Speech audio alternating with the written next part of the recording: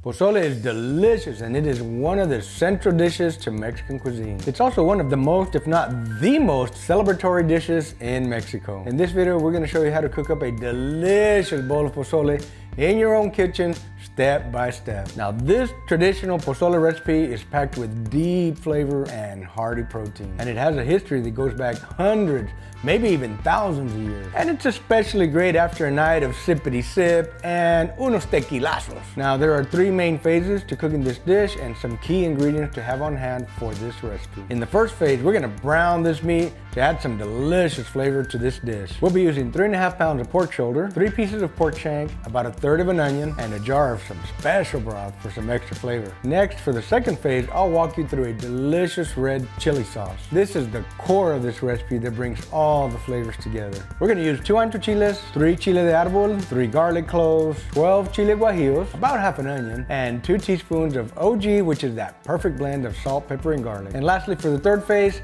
the seasonings and the condiments. You're gonna need oregano, comino, a little more salt, pepper, and garlic, and some bay leaves. You also need a big old can of hominy, AKA pozole. And we're gonna have a whole spread of garnishes for that finishing touch too. Now let's get fired up and make some pozole. Vámonos! All right, friends, now that I have the ingredients listed and organized, and before we brown the meat, I just wanna take a quick second to thank today's sponsor, Made In.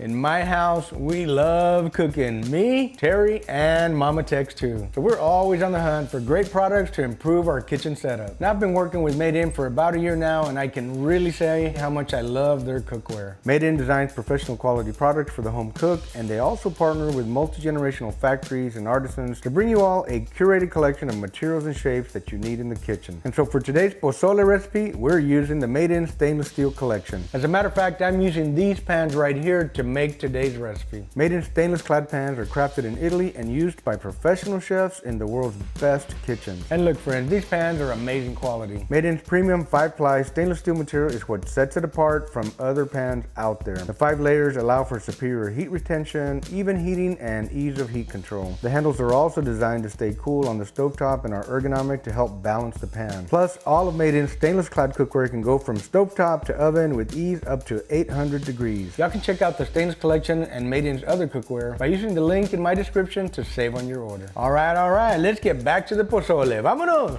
All right, my friends, we're gonna go ahead and brown the meat first. We're gonna start with a little bit of oil here.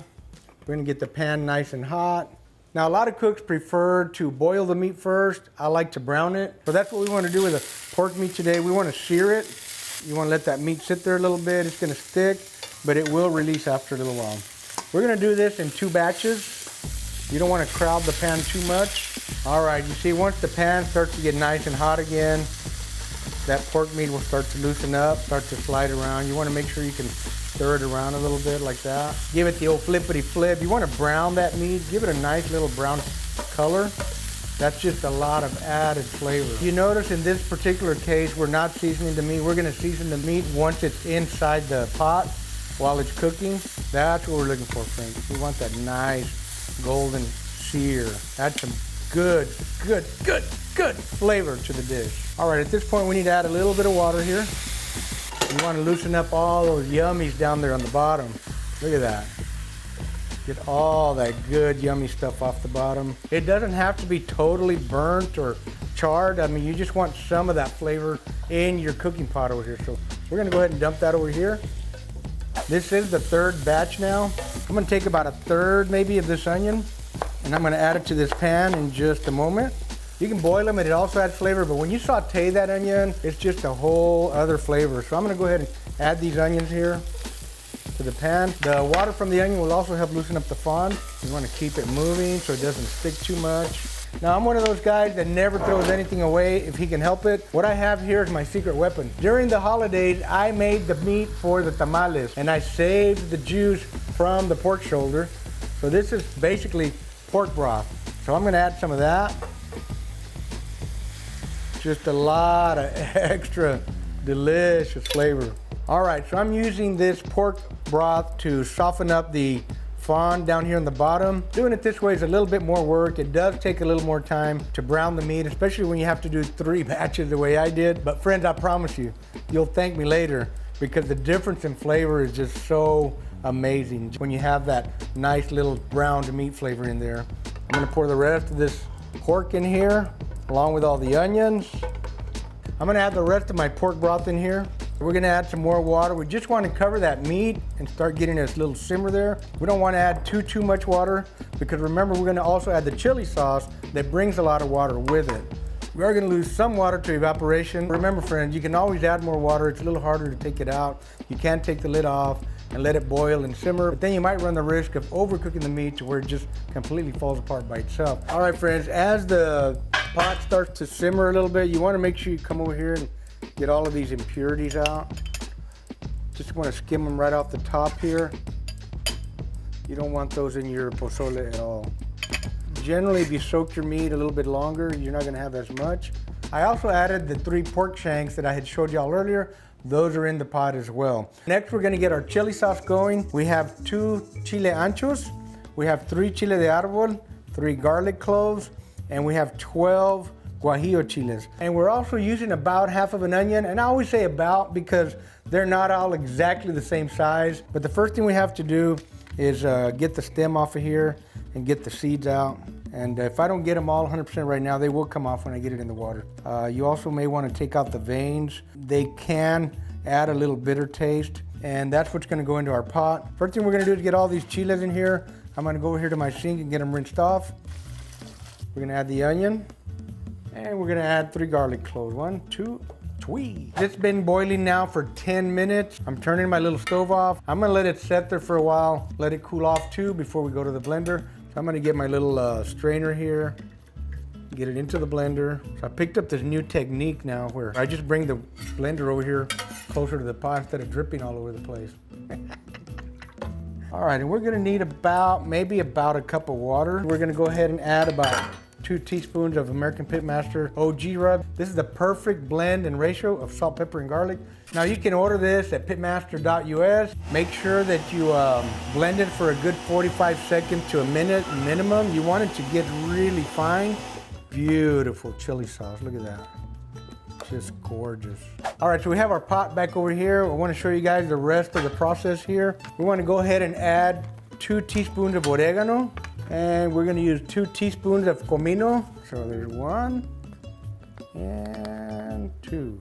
We're also gonna add 2 teaspoons of OG here. Remember, we had 2 teaspoons in the chili sauce.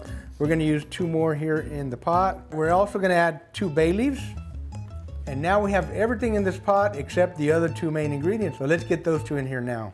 And I went ahead and bought me a real strainer. This is a professional strainer, the one they use in the restaurant. So we're gonna strain this right into the pot here. Quick and easy. Woohoo! I like this way better. Everything's looking really good. The color's amazing. It's simmering nice and slow. You wanna make sure the pozole, the hominy, which is the namesake of this dish, pozole, is in there at least 30 to 45 minutes so that it gets all the flavor absorbed into the hominy, and then the hominy flavor also absorbs into the liquid over here. All right, here we go. Whew, look at that. It needs a little bit more. Remember that the pozole is the star of the show along with the pork, so we wanna make sure we have plenty of pozole in there. Now it looks right. All right, let's get the lid back on. All right, my friends, it's been another hour and 15 minutes. Total cook time has been 2.5 hours. Our pozole should be done. Ooh, look at that, man. Oh man, that looks good. Those shanks, those add a lot of delicious flavor. Let's give it a taste test. Ooh, that's good. Ooh, that's good. I'm gonna check the meat too. Pretty much right about ready to fall apart. At this point, you can take the meat out and shred it if you'd rather have shredded meat in your bowls. I like a little chunky meat in mine, so I'm gonna leave it in there like that. I'm gonna add a little bit of salt.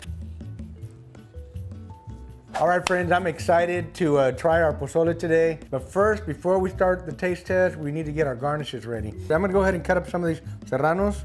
We're just gonna chop it up real fine. We can add it to our pozole. It brings a nice heat to the dish without changing the flavor of the dish. A little bit of radish. Now you can cut them as thin or as thick as you like. We like them kind of thin, just like that. I have some limes here. I like to cut them in half that way, and I like to cut them at this angle. Then I'll cut it down the middle, rotate it around, and cut down the other side. Let's get the cabbage going. I like to cut it really nice and thin like this. We're just gonna take a little bit, the head off of this cilantro. We're gonna chop it up real fine. All right, my friends, I've got all of I can't remember that word. All right, my friends, we have all of our garnishes ready to go. And very customary, traditional, is tostadas. Let's go ahead and serve ourselves a little bit of this pozole and see how it turned out. The color on this is just fantastic. Look at that. A little bit of meat, a little bit of pozole, a little bit of jugo, which is the juice. All right, here we go, friends. Look at that. Absolutely stunning. I'm gonna take some of this cabbage, lay it down right here on one side. I'm gonna take a squeeze of lime. We're gonna take some of these radishes and a little bit of cilantro. All right, so there we go. I'm ready, friends. This looks and smells amazing. Oh man, that's good. That is super, super delicious. I gotta go for another spoonful. Yeah, that's good. Let me dig out a piece of meat down here. Here's a small piece. Cheers, my friends. That's where I like it, just about like that. You can pull it if you like, shred it if you like, but that's how soft it is. You can dip it in here like that. Piece of meat and some pozole. See, we like to get a big old corn tortilla, roll it up, just like that. Dip it in there.